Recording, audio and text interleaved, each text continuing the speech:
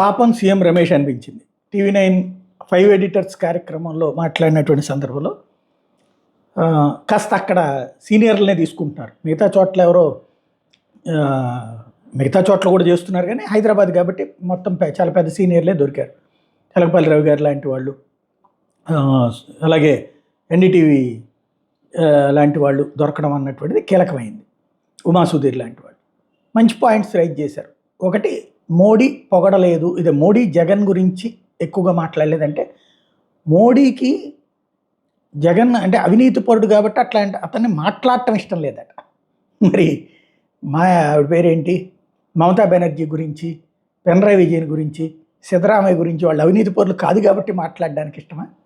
ఇదో సరదా సన్నివేశం.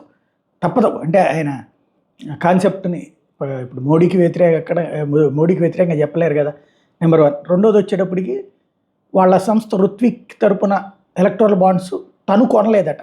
రుత్విక్ వేరు, తను వేరట. ఇదివరకు సుజనా చౌదరి వేరు, సుజన వేరు.